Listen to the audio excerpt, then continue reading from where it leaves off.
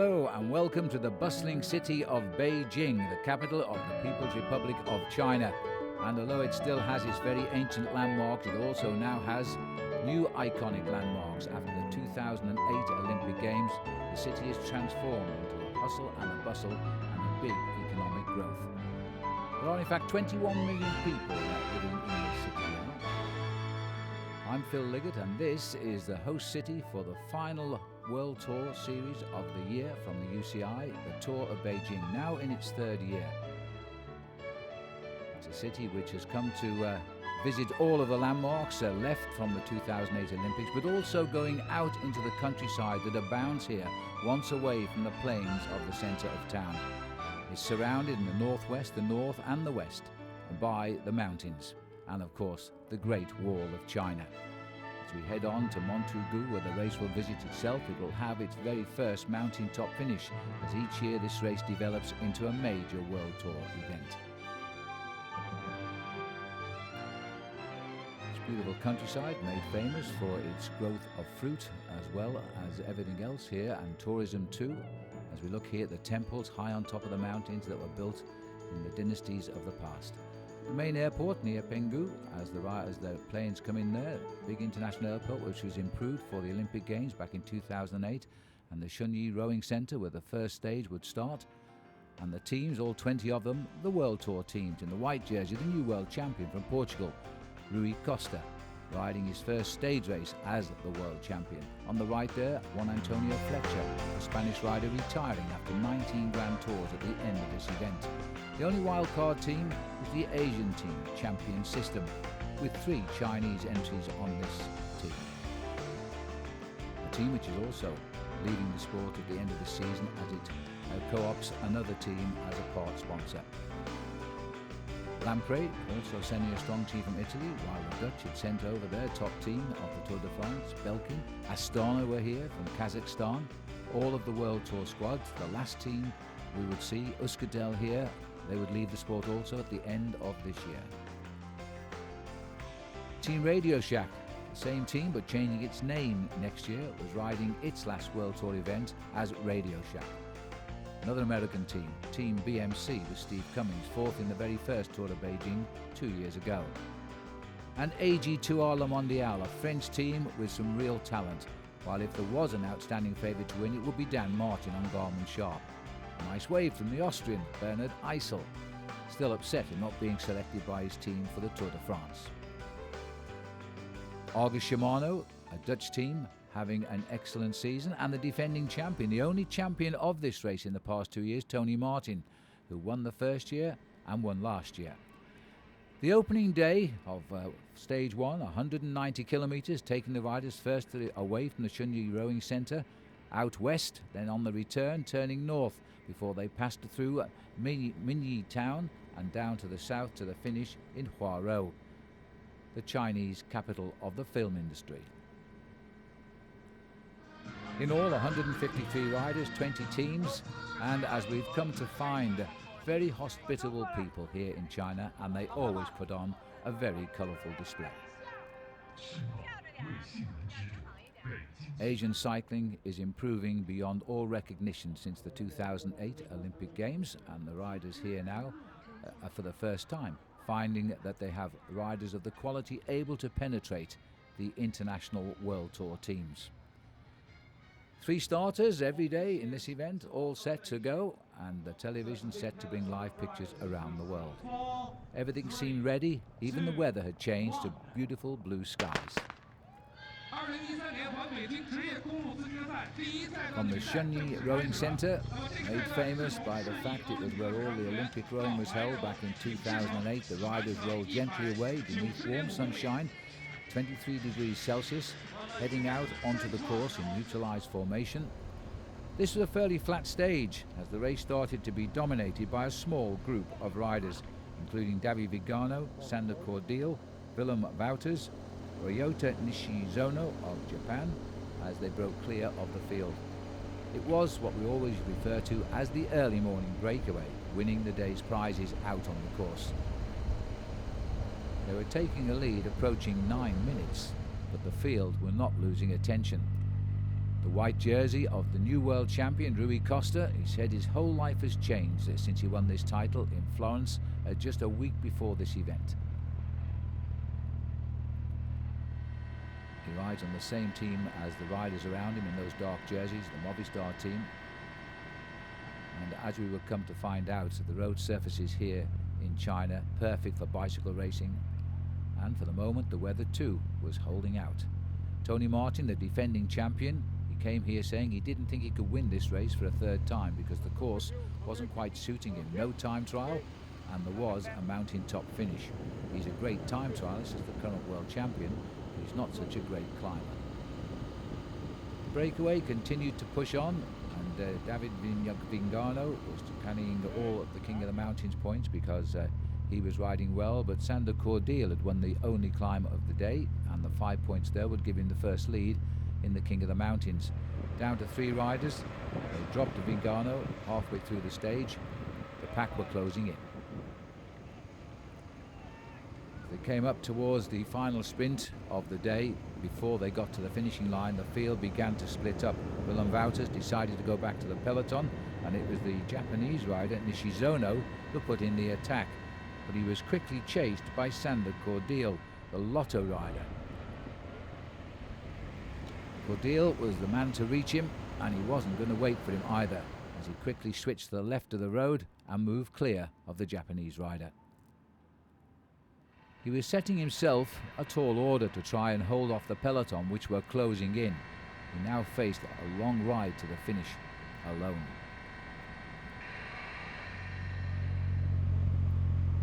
Cordial only one win in his career as a professional, as they were picking up the riders from that breakaway. That was Willem Wouters on the far side. He was caught now. There was only the Japanese rider left in front, and the lone leader, Sander Cordial.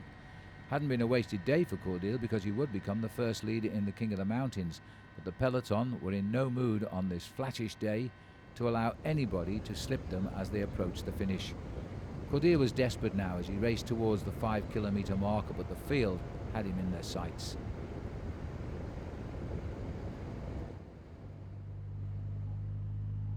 As almost all of the 151 riders in the main field swept in towards the finish, they were now in a situation where there would be a sprint for the line.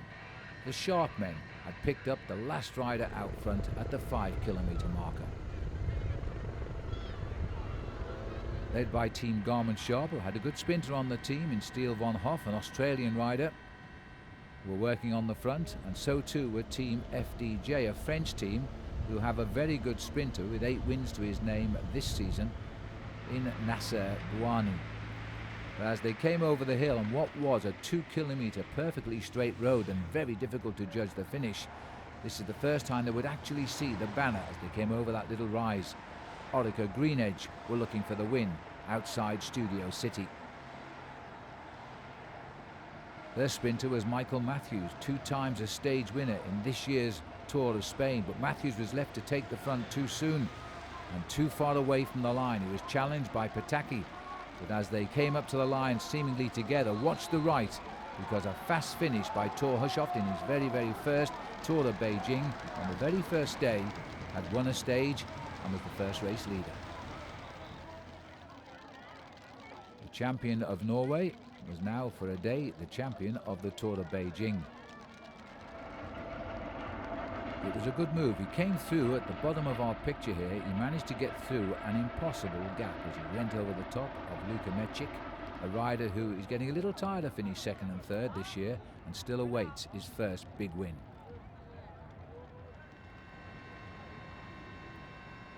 So the overall situation was the same as the stage result. Hushovd winning in the same time as Mecic, Maas and Pataki. Good win, and I surprised myself because it's been a hard couple of weeks after the Worlds for the motivation, but I still did the training I had to do, and had to win here today. Couldn't be better. It was a shaky season for you. You've had some injury problems, but the back half of the season has been quite strong. Yeah, I started up quite good, and then I had some ups and downs. And when it first started to go good in the nationals, I had a a lot of wins. So yeah, in the end, I'm really happy with my season. 接下来要颁发的是今天 It was 冲 the 刺 small 王的 time 荣誉。 bonuses for the 那么 win 冲刺 and 王的 out on 荣 the 誉 course that had decided the overall leader, and Torhushoft held a 3-second advantage over Wouters, 4 seconds over Luka Metcek. Nicholas Mace, who had come up in the sprint, was in 4th place. But for the God of Thunder, as he's known around the world, it was Torhushoft pulling on the first red jersey from the new president of the UCI, Brian Cookson.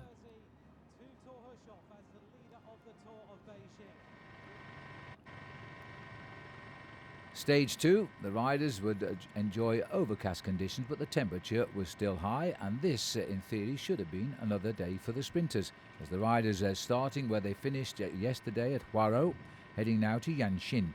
It was the longest stage of the race at 201 kilometres.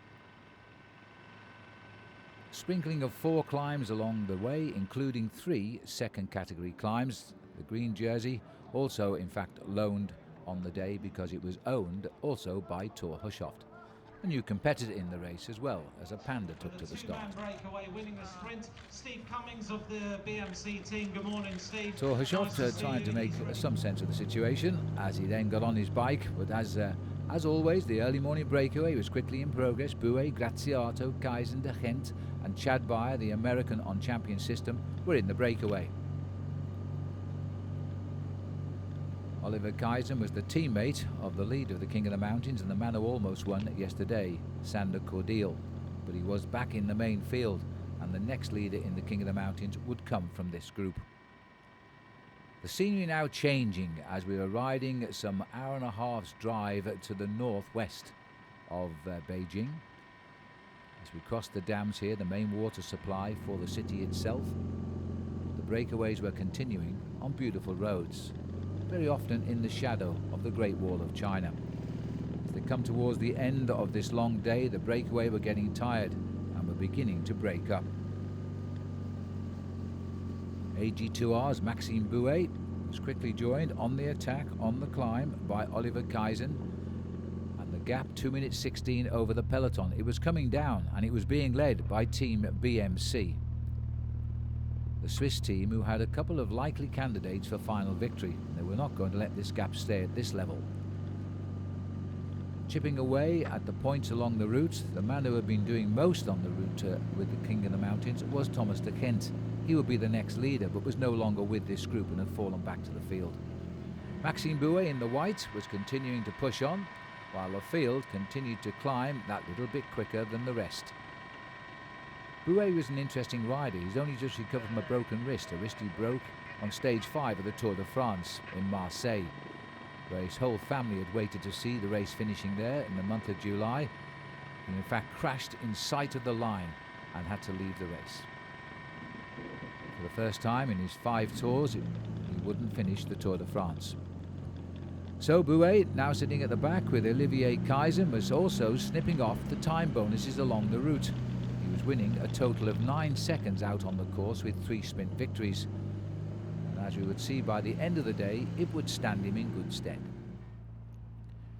Torhushoft, waiting and hoping it would again be a sprint finish, was riding in amongst his BMC team who looked after him all of the day. He took an early lunch and waited for the finish to come. But first of all, they had to catch the leaders. The gap was holding at 2 minutes and 10 seconds.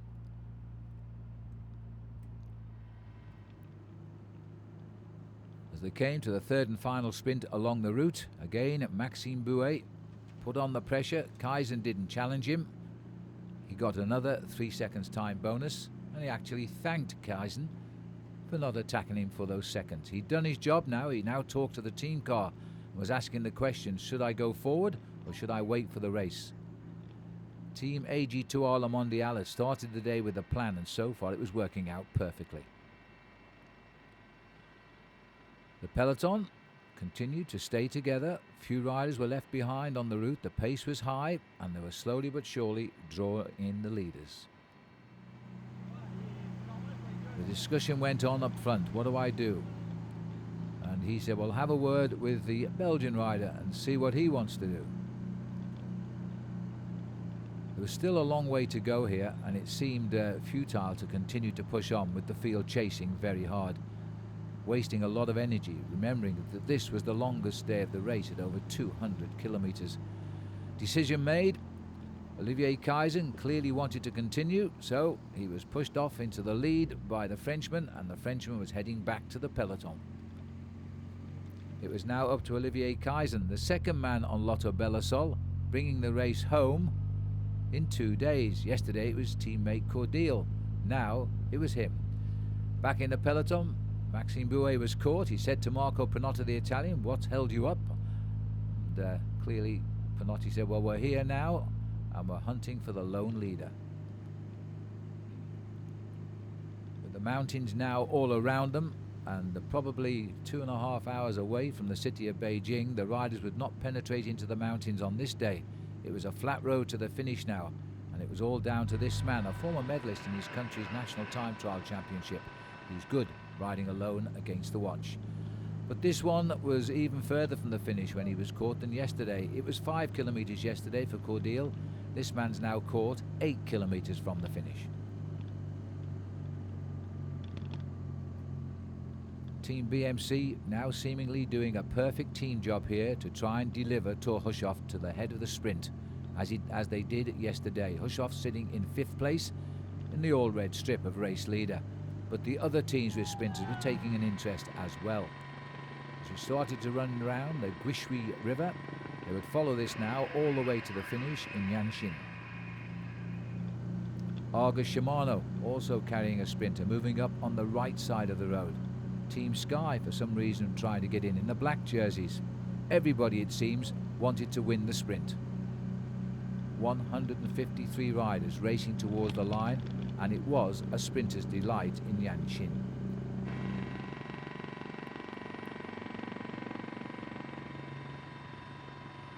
Luke Durbridge of Orica Green Edge again trying to deliver Michael Matthews to the finishing line. Matthews was starting to fade again. He hadn't quite got this sprint right. Durbridge, they call him Turbo Durbo, the champion of Australia, moved over to the left. Cameron Meyer taking up the run, but it wasn't in fact Michael Matthews who was behind him. Swinging into the left-hand turn with 1 kilometre to go.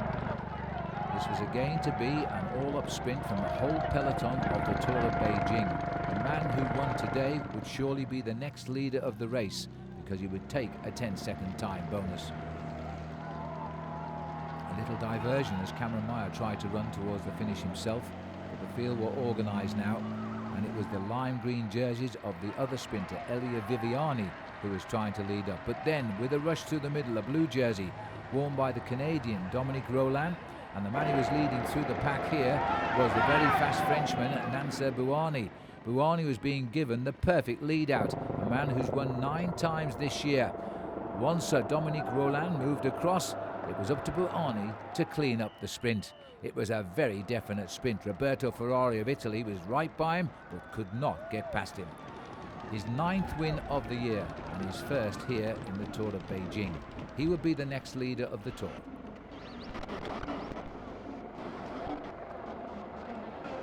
Sometimes accused of being an erratic sprinter, there was nothing wrong with this sprint. He went like a dart to the line. Watch Ferrari in pink. He was in the perfect position in his slipstream, but when he put his nose out front, he couldn't go anywhere. That was an extremely good sprint by Bouhanni. In the green jersey in the back is Metchik, also out of the sprint, indicating 10, the number of wins he'd had this season.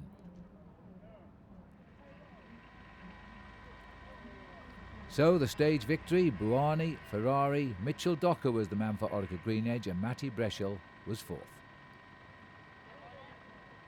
Nasser, magnifique victoire aujourd'hui. Oui, je suis très heureux de remporter la 2e étape en Chine.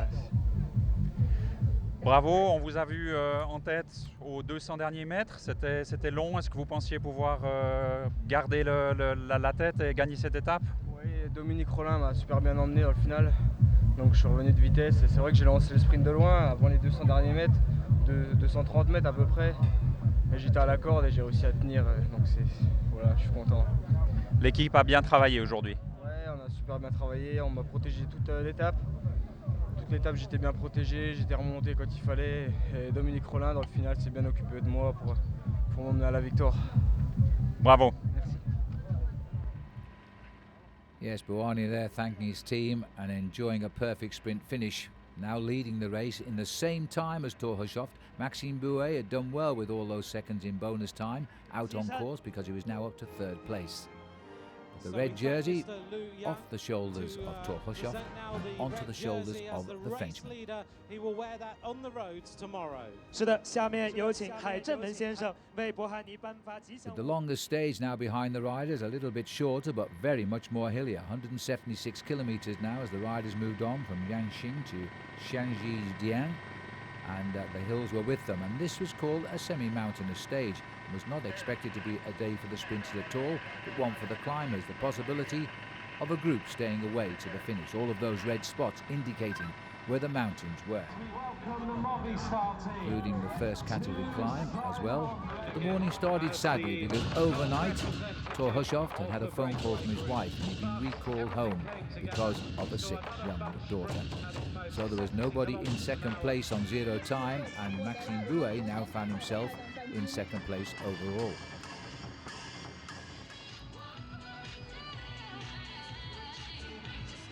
Maybe a little bit bemused here in China as they're watching the world's biggest cyclists in the final of the World Tour event, day 3 now of the Tour of Beijing.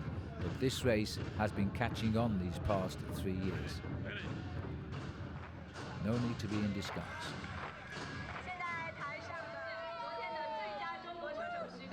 And also the Chinese riders here, becoming superstars in their own right as their fan clubs were turning out. Even the Austrian Bernhard Eisel enjoying some recognition too.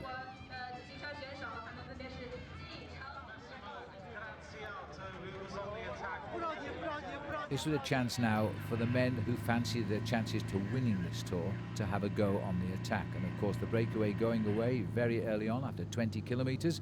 Mark Goose, Damiano Caruso, Wes Sulzberger, Hayden Rolson, Albert Timmer, Manuel Burro were the attackers of the day. All of these riders only 10 seconds behind the leader of the tour. And with a 10-second win bonus as well, then it was obvious that the race lead could change at any moment. The peloton, though, were proving a little bit resilient, just 1.5 minutes behind the champion here of New Zealand, Hayden Rolson. In the white jersey, Albert Timmer, said to be the tactician of the Arga Shimano team. Well, this time he was showing the youngsters on the squad how to do it. The scenery now was simply stunning as the riders twisted and turned their way through the mountains, heading towards the finish at the end of 176 kilometres. But across the valleys they could see the breakaway, and they were descending these mountains approaching 80 kilometres an hour. On roads perfectly policed and perfectly closed for the passage of this final World Tour event, the breakaway of 6 knew they wouldn't get to the finish because the peloton were chasing extremely hard. Nonetheless, Damiano Caruso from Cannondale, the Italian, was all day building a lead in the King of the Mountains, and while he was building a lead, the erstwhile leader of the King of the Mountains, Thomas Kent, was abandoning the tour. In a stunning shot from the helicopter, the peloton were bringing pressure to bear on the 6 leaders.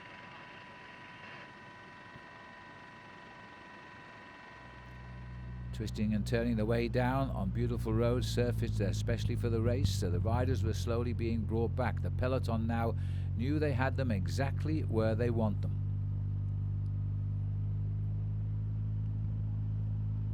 The rider on the right, Adam Hansen, had sprinted across from the main field to join the leaders, but now there was no coordination in the breakaway. They didn't quite know what to do, so they decided to accelerate yet again. But at this stage of an international bike race, it's very unusual to get this close to the leaders and allow them to run away. And although the group did change riders in the lead and another group did join them, they were all reorganizing themselves on this last major climb of the day. Everybody a little bit surprised that the race had not split up more on the hills. The peloton were not letting anything go. Adam Hansen, the Queenslander, and another man from Lotto Belisol for a 3rd day making a last-minute attack, trying to go alone to the finish. Adam Hansen, the former time trial champion of Australia, is a very good rider if you release him alone against the watch. But for the moment they were chasing as they approached the final sprint out on course and a small 3-second time bonus. Hansen wasn't aiming for 3 seconds, he was aiming for the stage win. UCI WorldTour, the champion of Finland, on the same team as the man in the red jersey, Nasser Boyani. He was looking after him. That's his job every day, just to ride alongside Boyani and make sure he's safe and out of trouble. As they started the last climb of the day, Hansen was brought back into the fold, and the field were once again amazingly all together. They were now racing down to the finish. Once this climb was over, they would plateau out and ride at around 150 metres above sea level. And the only turn to cause any consequence would be the last right-hand turn to the finish. But although the field was big, it wasn't all together. There were about 60 riders in this group, and amazingly, and it's probably because he'd pulled on the race leader's red jersey, a sprinter had survived, and Boyani was still in this field. The defending champion, Tony Martin, tried to pull off a move that worked for him last year when we raced into Montagu. He got away from the field on his own, he opened up the gap, a gap that they never closed all the way to the end of the race, and he ran out the winner for a second year. But this time they were wise to the move, bringing back the words that Tony Martin had said, that he thought he couldn't try the same move twice. But for a moment it looked as though it was going to work. He took many risks on this last descent before the plateau and the run into the finish. The peloton, though, always kept him in their sights. Down to about 59 riders, they were still chasing him. The time bonuses out on the course and at the finishing line were still playing a very big part on day 3 of the Tour of Beijing. 3 times a world champion of the time trial, Tony Martin, who just won the title again. If he's left alone, he time trials alone quicker than any man in the world. And for that reason they snapped at his heels very quickly. They couldn't allow him to settle down. Brought back first of all by Luke Durbridge in the leading group, the champion of Australia. And still there too, the red jersey of the race leader, Nasser Boyani. It was all down to the final turn to the finish now and the run up to the line. Again, another sprinter's delight, but even the riders didn't expect a group as big as this to be approaching the finish in what was known as a mini mountain stage. Boyani couldn't believe it as they tried to get Elia Viviani, who's on the right here in that lime green jersey, on the shoulder of the man in red. The man who's won 2 stages in history in this race looked in a perfect position. But as the lead out came towards the line by Landa for Team Omega Pharma Quickstep, and giving a perfect position for the rider in the green jersey, Alessandro Petacchi, himself a fast finisher. Petacchi, though, could not get round his teammate, who was too quick. And then watched the rider in the red jersey looking for somewhere to go, and the door seemed closed. Then Setrovic went through. He followed him, and he burst through on the right-hand side like Hushoff had on the first stage. Boyani was getting an unexpected second stage win. He couldn't believe his luck. Another 10-second win bonus. It would increase his lead overall. 2 days, 2 red jerseys. It was all going too well for the man from Team FDJ. A clear length ahead of the field, and clearly Boyani the best sprinter in this race. His teammates also saluting after a perfect lead out to the line. This is how he did it. He came through an impossible gap. For a moment it looked as though he wasn't going to make this gap. But once he was through, the door was wide open, and he won by a length over the field. Michael Matthews on the top of our picture, finally getting up in the sprint after 3 days and taking second place. So Boyani beating Matthews, Setrovic, Viviani only 4th, and Martin Kohler of Switzerland and BMC 5th. Nasser, 2e sprint, 2e victoire, c'était magnifique aujourd'hui. Oui, c'était une journée vraiment difficile. Le parcours était compliqué, donc au départ on ne savait pas trop comment ça allait courir. Je ne savais pas si j'allais passer, mais les jambes étaient bonnes. Mon équipe m'a épaulé vraiment toute la journée encore, et je leur ai dit la victoire parce que sans eux, je pense que j'aurais pas gagné aujourd'hui. Delighted with his unexpected victory there on an average mountain stage. Boyani had increased his lead now to 11 seconds over Michael Matthews. Bouet had slipped only to 3rd place, but the same time gap. Setrovic was in fourth, and That's the Nicholas leader Mas of the also Tour still of riding Beijing very after well. 3 The number 2 stages. sprinter on Amiga Farmer Quickstep. 那 The 么 red 今天来 jersey 自波彩 firmly 车队 on 的 the 波海尼 shoulders 再 for the 度 moment at least, 保住了他 as 的 we're 红色 facing 领 up 旗衫 now to the mountainous stage to the top of the Montongou Miaofeng mountain. This will be a ride of 150 kilometres, but without doubt the hardest stage that the race in its 3 editions had discovered. And for the first time ever, it would be a mountaintop finish, a climb of 11 kilometres to the famous Miaofeng temple. The area surrounding Beijing was now really showing its beautiful spots as the riders making way for the last time to say farewell to Yanqing, where the race is visited now for 3 days. Typical Chinese goodbye, a dragon dance in the year of the snake.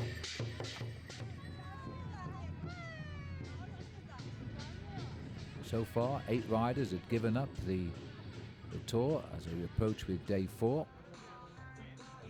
And the town people of Yanqing ready to see this race now face up to a very hilly course, a first category mountain on the way. They start young here, don't they? As they got out on course though, there was still, as always, a breakaway. Zdeněk Štejbár, former world cyclocross champion in the breakaway, now concentrating on the road. His teammate Stein Vandenberg was in the move as well. Damiano Caruso, who got the lead in the King of the Mountains yesterday, was out catching points again and making this a competition he would win. The red jersey, much more fragile today because there was a mountaintop finish for Nasser Bouhanni as he stretched out his neck muscles.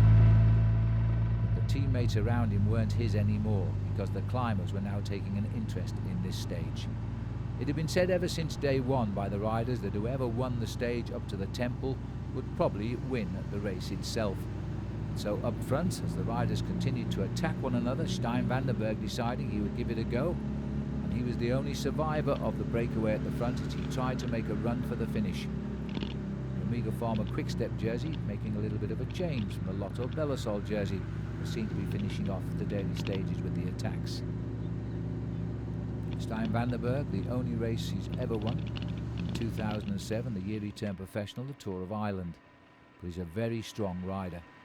The peloton, though, were going through the autumn tints as they were now starting to climb the mountains towards the finish, and Stein Vandenberg was finding the uphills a little bit more problematical than the downhills. And despite the climbs out on course, again the peloton was coming towards the last climb of the day in a massive big pack. The gap was down now to just 17 seconds. If you follow our camera, you'll see the leader just around the corner.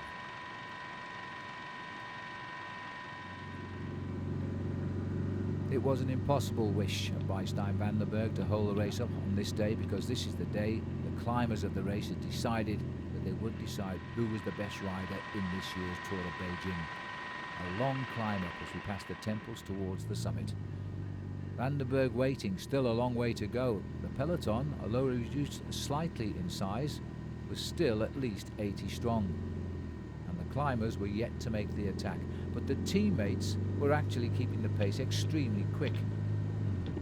Their job to pace the riders up the climb and wait for the best climbers to go near the end, because in the last 7 kilometres the mountain became quite aggressive. It was a nervous start to the climb, everybody watching each other, seeing who was moving forward.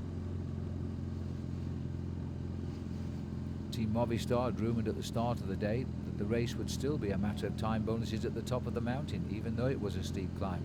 But it certainly wouldn't concern Nasser Bouhanni, because he was now being left behind. He would lose 16 minutes by the end of the day. And not to be outdone, Lotto Belisol again on the move, this time with Adam Hansen putting in an attack halfway up the climb. You could call this a cheeky move. Adam Hansen has no reputation as a climber, just a very strong cyclist. This year riding all 3 Grand Tours of Italy, France and indeed of Spain, as he did last year and wants to do next year. Very few cyclists do that, finishing all 3 tours this year, a total of nearly 10 weeks riding 3 races. Hansen had made his move, but the field now were tentatively sending riders off the front of the pack, a pack which is now being reduced drastically by the high speed of the pacemakers. Soon only the pure climbers would be left. Marco Pinotti, the Italian time trial champion, had joined Hansen. Coming up behind him now is Josh Edmondson of Team Sky. Euskadel were making their play, the Basque team riding their last World Tour event before dissolution. Were happy on the climbers' playground. 5 kilometres to go, even Tony Martin was still in the mix, the only man left on his Omega Pharma Quick-Step team in the league group. He was certainly not going to relinquish his title of this race easily. Then an attack by David Lopez of Team Sky. Lopez had been talked about as the team as a possible winner on this climb. He was making his play now, 4th overall in the recent Tour of Britain, which was also a hilly race. So his form was good. And for the first time, no real reaction from the field. The climb was now about 5 kilometres from the summit, and it would get steeper. If the riders looked to their left, they would see the temple on the top. Still Tony Martin making another move here. Always causing a reaction from the field, coming from the Australian Michael Rogers of Saxo Tinkoff, the Danish team. Just behind, Dan Martin in the light blue jersey, probably the most heavily marked of all the riders in the race. The Irishman loves climbing. He'd won a mountain stage in this year's Tour de France. He'd also won the very hilly Liège-Bastogne-Liège one-day classic in Belgium. And he was last year's King of the Mountains here in Beijing, but this year he wants the #1 red jersey. Martin comes across to the leaders, with Bakelants also there now, with Lopez looking back. Bakelants, Martin finding himself heavily marked here. Those who could did join him at the front. But then, as the peloton started to slightly regroup, a lone figure moving from the pack in Benya Intausti. A rider who had started the day in the breakaway to snatch just a 2-second time bonus. He then had sat up and waited for the field to rest. Now he was riding for the finish and a 10-second time bonus plus real time as well. This was a very brave and a very strong move by the Spanish rider, who had an excellent Giro d'Italia this year, winning stage 7 and wearing the leader's pink jersey for a day. This was now in pursuit of a leader's red jersey. Could not relax. The field was still trying to bring him back. It was splintering behind. As the finishing line approached the 500 metres, he was in and out of the saddle all of the time, checking who was following. At this stage, it looks like a winning move. The world champion and his teammate Rui Costa coming up, but ahead of the road there, just disappearing round the corner, Dan Martin. He had now put all his eggs in one basket to sprint across the gap and catch the Spanish rider right on the line. 300 metres to go. Intausti out of the saddle. Now he sees Martin was coming. Desperate measures by the Irishman and all of the effort he had left. Lopez and Rui Costa, they were going to finish 3rd and 4th, but who was going to win the stage? The man who wins the stage gets the red jersey. Martin knows it. This is his last chance to win the race overall with 1 day to go. Flat roads are waiting only in Beijing. Intausti saw him coming, and that second kick, Martin sits up and expires. He just can't close the gap. And it's Benya Intausti who crosses the line, gets a small time gap, a 10-second win bonus, and a red jersey as well. The riders will continue to come in for just on 17 minutes, losing all of the time on this final climb up the mountain. For the riders, they've climbed just over 1,000 metres. The height of the mountain, though, tops out at over 2,000. This was a huge result for Movistar and a well-thought-out tactical day played perfectly by them, putting Intausti in the lead early on for a 2-second time bonus, which has now proved to be extremely useful, and adding it to the 10-second bonus he gets for the victory. Not a big winner in his career. In fact, he's only won 4 races in his life. But this one has given him a race lead. Intausti ahead of Dan Martin, Lopez, Rui Costa, and the young French hope Romain Bardet was 5th. Bueno, enhorabuena a este premio tan fantástico. ¿Cómo te sientes después de una fuga tan espectacular? Bueno, eso, gracias. Sobre todo muy contento, ¿no? De haber conseguido la etapa.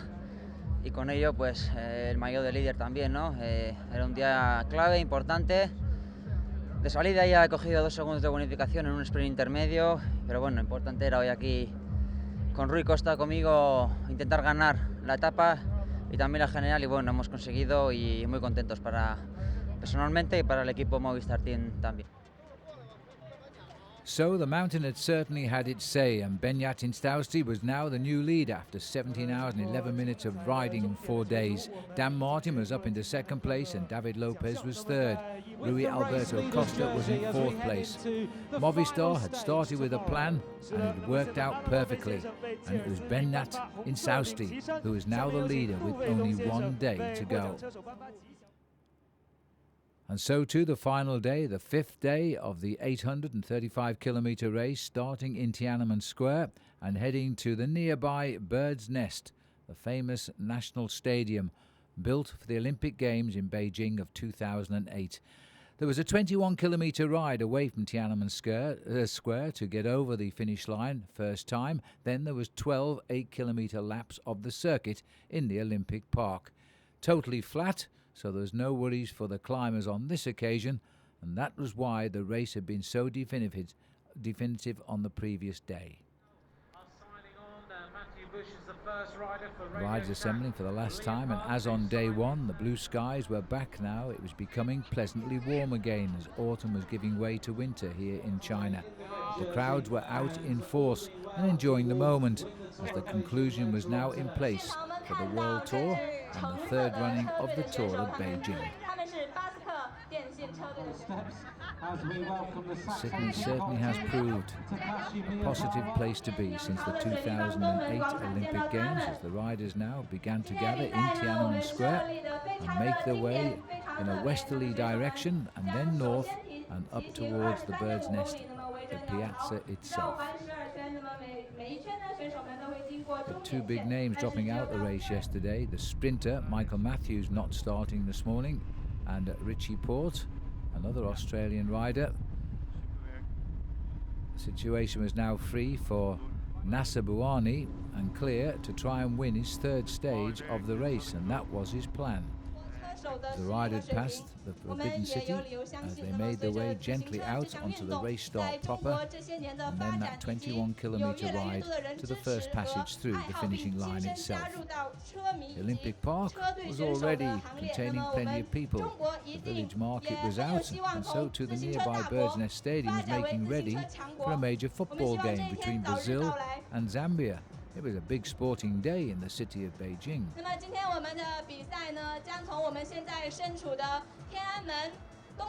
a 10-second win bonus, theoretically, Dan Martin could still win this race, but in practice he's not a sprinter, so unlikely to. And sure enough, as soon as the flag was pulled in, the breakaway was established. A breakaway of 5 riders, including Marco Pinotti and Juan Antonio Fletcher, 2 riders who were ending their careers with the Tour of Beijing. One had started cycling in 2000, the other in 1999. Long careers in the professional world at the very top of their sport. The peloton continued to chase, and the speed was hitting 52 kilometres an hour average as they raced towards the first passage of the start line, and the finish line rather, in Bird's Nest Piazza. 5 riders were dictating affairs. Olivier Kaizen had been doing a lot of work, but now the race was approaching the end and the sprinters were beginning to have their say. Nasser Bouhanni here was looking for his teammates to lead him to the finishing line, just as they had done on 2 previous occasions on stages 2 and 3. The Bird's Nest Stadium overtowering all of the racecourse now. Christian Meyer in the breakaway, with the peloton riding at just 20 seconds behind him, was trying to slip away to win the day.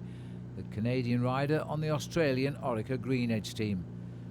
The others, though, were tenacious. They were trying to catch up with him again. They hadn't given up yet as the race was coming down to the last 2 laps of the circuit. The peloton were locked in just on 21 seconds back. Other team riders now with sprinters on the squads had moved to the front to try and help out Team Movistar, who were inching closer to the overall victory within Instausti. As they started the last lap, the red jersey of Marco Pinotti dropped off the leading group and returned to the peloton. Now there were just 4 riders to catch. The gap was 11 seconds, but that was soon wiped out as well as the whole race came together with some 6 kilometres to ride. front, the Amigo Pharma Quick-Step team were trying to take control for their sprinter Alessandro Patacchi, or was it Nicholas Maas? Both riders sprinting very well. At 4 kilometres to go though, a surprise attack coming from the only winner of this race in the 2 previous editions, Tony Martin.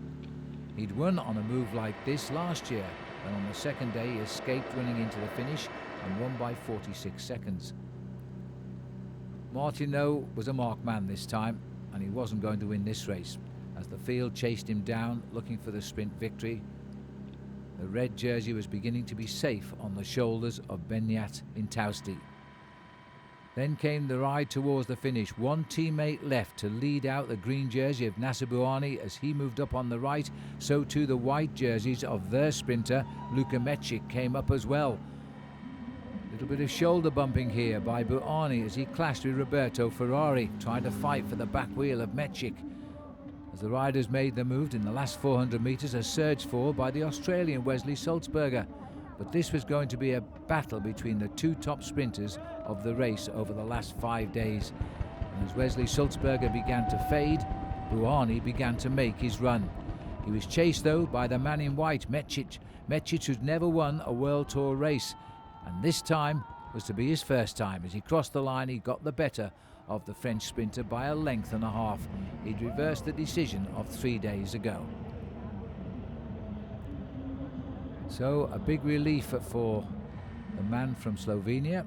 He'd finally got his first win of the year in a World Tour race after having many podium finishes in the top 3. It was a very special day for him. Another look at the sprint here. In the white was Mecic. Managed to get the wheel of the green jersey of Bouhanni, who altered his line a little bit, but he wasn't quick enough. He was fading fast as the line approached, and pulling clear by a length and a bit was the Slovenian rider to get his first stage win.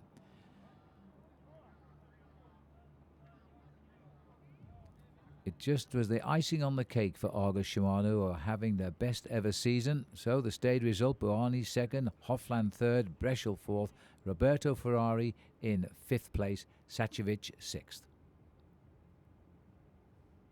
Look, you keep trying hard and good things finally happen. Yeah, that's true. I was waiting really long time for this, and today I succeed.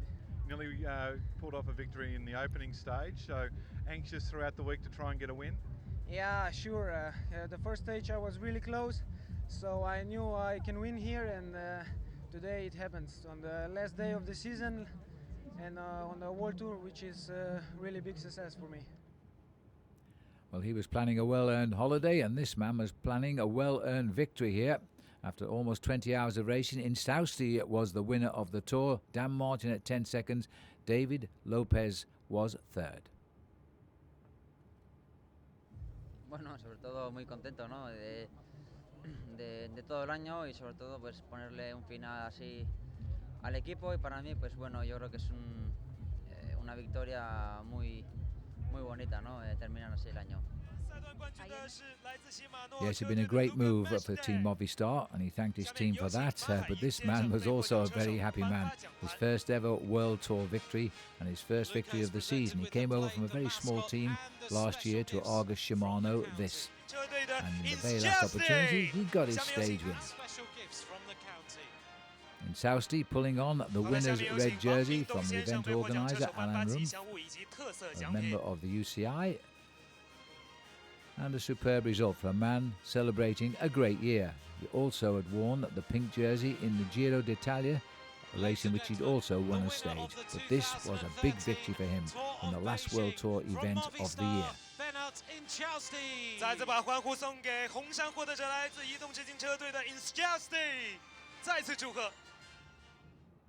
So as he saluted the crowds, some of the other races for you, the other competitions, the points ranking, it finally went to Nasser Bouhanni with 2-stage win and the second place on the last day, heading up on Mecic in second place.